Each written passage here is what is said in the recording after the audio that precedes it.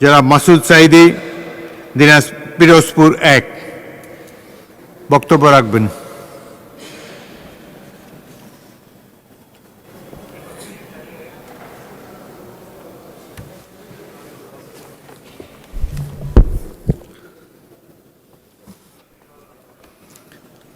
ইন্নাল হামদুলিল্লাহ ওয়াসসালাতু ওয়াসসালামু আলা নবিয়িনা মুহাম্মদ ওয়া আলা আলিহি ওয়া সাহবিহি আজমাইন।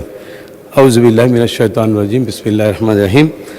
মাননীয় স্পিকার, ত্রয়োদশ জাতীয় সংসদের ঐতিহাসিক এই অধিবেশনে আমাকে কথা বলার সুযোগ দেওয়ার জন্য আপনাকে ধন্যবাদ জানাচ্ছি। আজকের দিনে আমি আমার বক্তব্যের শুরুতেই শুকরিয়া আদায় করছি আমার মহান মালিক আল্লাহ তাআলার, যার অসীম দয়া ও করুণায় আমি আজকে এই জাতীয় সংসদের একজন গর্বিত সদস্য হতে পেরেছি। তিনি আমাকে সম্মানিত করেছেন, তাই সকল প্রশংসা তার। আলহামদুলিল্লাহ। মাননীয় স্পিকার, মাননীয় সদস্য, আপনার সময় 8 মিনিট। ধন্যবাদ মাননীয় স্পিকার। আজকের এই দিনে আমি গভীর শ্রদ্ধা স্মরণ করছি ভাষা আন্দোলনের শহীদ, মহান মুক্তিযুদ্ধ এবং 2024 সালের জুলাই আগস্টের সফল গণঅভ্যুত্থানের মহানায়ক শহীদ আবু সাঈদ, শহীদ মীর মাহফুজ রহমান মুগ্ধ সহ হাজারো শহীদ আহত যোদ্ধাদের স্মরণ করছি। বিএনপির সাবেক সাংগঠনিক সম্পাদক, সিলেট 2 আসনের 2 বারে নির্বাচিত মাননীয় সংসদ সদস্য জনাব ইলিয়াস আলীকে স্মরণ করছি। বাংলাদেশ ইসলামী ছাত্র শিবিরের কেন্দ্রীয় নেতা, কুষ্টিয়া ইসলাম বিশ্ববিদ্যালয়ের দাওয়ান ইসলামিক স্টাডিজ বিভাগের শিক্ষার্থী ওয়ালিউল্লাহ এবং আল ফিকহ অ্যান্ড লিগাল স্টাডিজ বিভাগের আল মুকাদ্দেস সহ ফ্যাসিস্ট খুনি হাসিনা রাজনৈতিক রোশনালী গুম হওয়া শত শত ভাই বোনদেরকে আমি আরও গভীর শ্রদ্ধার সাথে স্মরণ করছি। তথাকথিত ক্যাঙ্গারু ট্রাইব্যুনালে শতাব্দীর সব নিকৃষ্ট মিথ্যাচারের মাধ্যমে মিথ্যা মামলা, মিথ্যা সাক্ষীর ভিত্তিতে নির্মমভাবে হত্যার শিকার হওয়া ভাষা সৈনিক শহীদ অধ্যাপক গোলাম আজম, বিশ্বনন্দিত মুফাসসির, কোরআনের পাখি, আমার সম্মানিত শহীদ পিতা আল্লামা দেলাওয়ার হোসেন সাঈদী, শহীদ মৌলানা মতিউর রহমান নিজামী, শহীদ মৌলানা আব্দুল সুবহান, শহীদ আলী হাসান মোহাম্মদ মুজাহিদ, শহীদ কামারুজ্জামান, শহীদ আব্দুল কাদের মোল্লা, শহীদ মীর কাসেম আলী সহ ইসলামী আন্দোলনের অসংখ্য নেতাকর্মীকে যাদেরকে অন্যায়ভাবে কারাগারে রেখে অথবা ফাঁসি দিয়ে হত্যা করা হয়েছিল, যাদের রক্তাক্ত আত্মত্যাগের বিনিময়ে আজ আমরা এক স্বাধীন ও ফ্যাসিবাদ মুক্ত পরিবেশে এই মহান সংসদে দাঁড়িয়ে কথা বলার সুযোগ পেয়েছি। মাননীয় স্পিকার, আজ আমি এই মহান সংসদে দাঁড়িয়ে আমি আমার নির্বাচনী এলাকা পিরোজপুর 1 আসনের সর্বস্তরের মানুষের প্রতি গভীর শ্রদ্ধা কৃতজ্ঞতা প্রকাশ করছি। পিরোজপুর সদর, নাজিরপুর ও জিয়ানগর উপজেলার মানুষ যেভাবে শত প্রতিরতা ডিঙে আমাকে নির্বাচিত করেছেন, সেজন্য আমি প্রত্যেককে আমার অন্তঃস্থল থেকে ধন্যবাদ ও মোবারকবাদ জানাচ্ছি এবং আমি আমৃত্যু তাদের সেবায় নিজেকে নিয়োজিত রাখার অঙ্গীকার ব্যক্ত করছি। বিশেষ করে পিরোজপুরের মাটি ও মানুষের প্রিয় নেতা শহীদ আল্লামা সাঈদীকে খুনি হাসিনা অন্যায়ভাবে হত্যা করার প্রতিবাদে এবং তার আদর্শকে সমুন্নত রাখতে পিরোজপুরবাসী আমাকে যে রায় দিয়েছেন তা আমার জন্য বড় আমানত। এই আমানতের সর্বোচ্চ মর্যাদা আমি আজীবন দিয়ে যাব এবং পিরোজপুর উন্নয়নে আমি আমার সর্বোচ্চ মেধা ও যোগ্যতা দিয়ে কাজ করব ইনশাআল্লাহ। মাননীয় স্পিকার, ত্রয়োদশ জাতীয় সংসদ আজকের এই প্রথম অধিবেশনের এই মহান সংসদে দাঁড়িয়ে এই প্রজন্মের একজন অংশীদার হয়ে প্রিয় মাতৃভূমি বাংলাদেশকে একটি স্বপ্নের সোনার বাংলা গড়ার লক্ষ্যে আমি আমাদের সমাজের প্রত্যেকটি স্তরে ইনসাফ কায়েমের আহ্বান জানাচ্ছি। ইনসাফ কায়েম ও জনকল্যাণমুখী রাষ্ট্র গড়তে হলে আমাদের এখনই কিছু সাহসী পদক্ষেপ গ্রহণ করা প্রয়োজন। যেমন 1, বিচার বিভাগের স্বাধীনতা নিশ্চিত করতে হবে। বিচার বিভাগকে রাজনৈতিক হস্তক্ষেপ মুক্ত রাখার ব্যবস্থা করতে হবে যাতে কোনো সাধারণ মানুষ ন্যায় বিচার থেকে বঞ্চিত না হয়। কল্যাণমূলক রাষ্ট্রে আইন সবার জন্য সমান। ইসলামের ইতিহাসে খলিফাদের সাধারণ নাগরিকের মতো আদালতে দাঁড়িয়ে বিচারকের সামনে জবাবদিহি করতে হয়েছে। হযরত আলী রাদিয়াল্লাহু তাআলা আনহুর একজন সাধারণ খ্রিস্টান নাগরিকের বর্মসংক্রান্ত মামলার বিচার এর উজ্জ্বল দৃষ্টান্ত। 2, সমাজ থেকে দুর্নীতি নির্মূল করতে হবে। দুর্নীতির বিরুদ্ধে জিরো টলারেন্স নীতি গ্রহণ করতে হবে।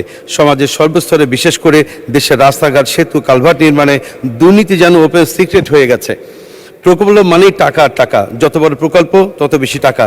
দুর্নীতি বিরোধী সংস্থা ট্রান্সপারেন্সি ইন্টারন্যাশনাল 2024 সালের অক্টোবর মাসে তাদের এক গবেষণার প্রতিবেদনে বলেছে, পতিত আওয়ামী লীগ সরকারের 15 বছরে সড়ক ও জনপদ অধিদপ্তরের উন্নয়ন প্রকল্পের বরাদ্দ 23 থেকে 40% অর্থ লোপাট হয়েছে।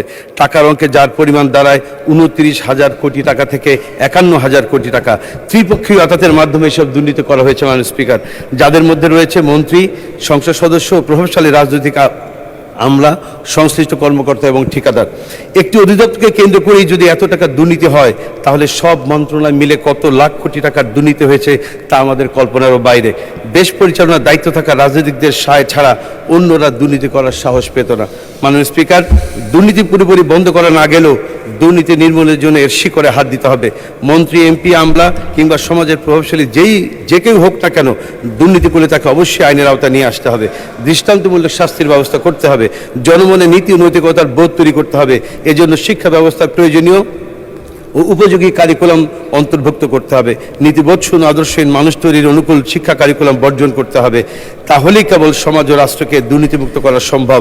একই সাথে শাসন ব্যবস্থার পরিবর্তন প্রয়োজন রাজনৈতিক একটি নতুন বন্দোবস্তের। মাননীয় স্পিকার, দেশের জনগণের কষ্টার্জিত টাকা অপচয় রোধে জামাতের মাননীয় সংসদ সদস্যগণের ঘোষণার পর বিএনপি দলীয় অন্যান্য মাননীয় সংসদ সদস্যগণের শুল্কমুক্ত গাড়ির সহ সকল বিশেষ সুবিধা বর্জনে যে সংস্কৃতি শুরু হয়েছে তা প্রাতিষ্ঠানিক রূপ দিতে হবে। মাননীয় স্পিকার, জনকল্যাণমূলক রাষ্ট্র গঠন ইসলামের ঐতিহাসিক নিদর্শন অত্যন্ত সুদূরপ্রসারী এবং মানবিক। ইসলামের দৃষ্টিতে রাষ্ট্র কেবল শাসন করার যন্ত্র নয়, বরং নাগরিকদের মৌলিক অধিকার ও ইনসাফ অর্থাৎ ন্যায় বিচার নিশ্চিত করার একটি মাধ্যম। ইসলামে ক্ষমতাকে একটি আমানত হিসাবে দেখা হয়েছে। পবিত্র কোরআনে সূরা নিসার 58 নম্বর আয়াতে আল্লাহ তাআলা নির্দেশ দিয়েছেন, নিশ্চয়ই আল্লাহ তোমাদের নির্দেশ দিচ্ছেন যে তোমরা যেন আমানতসমূহ তার হকদারদের কাছে পৌঁছে দাও, আর যখন মানুষের মধ্যে বিচার ফয়সালা করবে তখন ন্যায়ের সাথে বিচার ফয়সালা করবে। মাননীয় স্পিকার, আল্লাহ রসুল সাল্লাল্লাহু আলাইহি ওয়াসাল্লাম যে সরকার ব্যবস্থা প্রতিষ্ঠা করেছিলেন তা সত্যিকার অর্থেই ছিল একটি জনকল্যাণমূলক সরকার।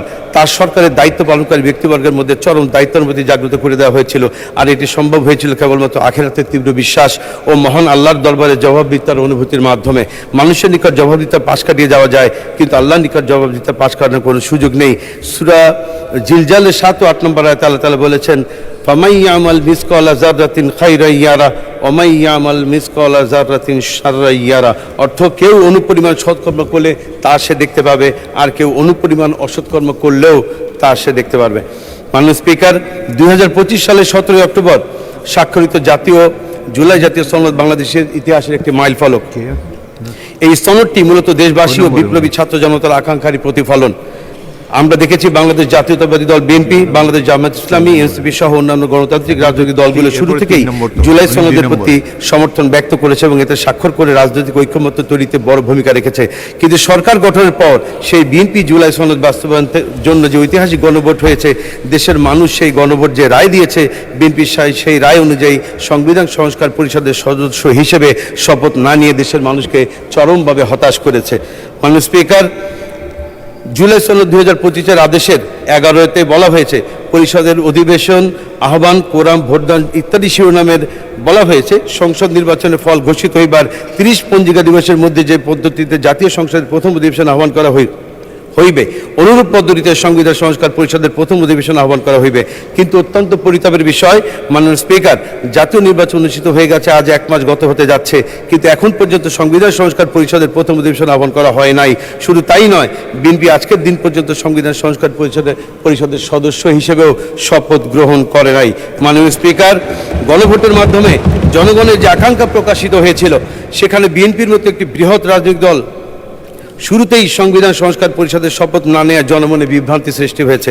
বিএনপি জুলাই সনদে বিশ্বাসী কিনা, গণ অভ্যুত্থানের গণাকাঙ্ক্ষার প্রতি শ্রদ্ধাশীল কিনা, জনগণের প্রত্যাশা অনুযায়ী সংবিধান সংস্কার করে নতুন এক বাংলাদেশ বিনির্মাণ করবে কিনা, এসব প্রশ্ন এখন জনমনে ঘুরপাক খাচ্ছে।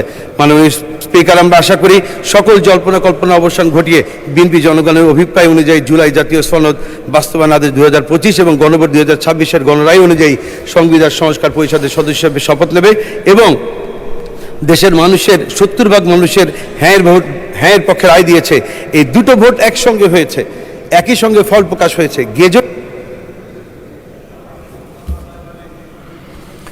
ধন্যবাদ মাননীয় সদস্য। আচ্ছা, 1 মিনিট বলেন। ধন্যবাদ মাননীয় স্পিকার।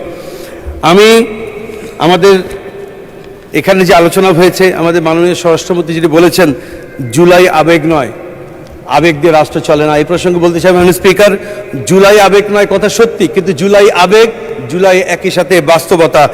আবেগ বলে জুলাইকে খাটো করে দেখার কোনো সুযোগ নেই। মাননীয় স্পিকার, 50 ঘন্টার আলোচনার যে বিষয়টি এখানে উপস্থাপন করা হয়েছে, সেখানে সকল সংসদ সদস্যরা যাতে নির্বিঘ্নে আলোচনা করতে পারে, সেজন্য 50 ঘন্টার আলোচনার কথা মাননীয় বিরোধী দল নেতা উত্থাপন করেছিলেন। কিন্তু এটিকেও খাটো করে দেখা দেখা হয়েছে। আরেকটি কথা মাননীয় স্পিকার, জুলাই আইন ও অধ্যাদেশ ব্যাপারে মাননীয় স্বরাষ্ট্রমন্ত্রী উল্লেখ করেছেন। তিনি বলছেন জুলাই আইনও না অধ্যাদেশও নয়, কিন্তু সংবিধানের 152তে বলা হয়েছে সকল অধ্যাদেশী আইন। সুতরাং তিনি এই মন্তব্যটি তার দায়িত্বশীল মন্তব্য হয়নি। আমরা আশা করি ভবিষ্যতে তিনি দায়িত্বশীল মন্তব্য করবেন। মাননীয় স্পিকার, আমাকে কথা বলার সুযোগ দেওয়ার জন্য আপনাকে ধন্যবাদ জানাচ্ছি। ধন্যবাদ মাননীয় সদস্য।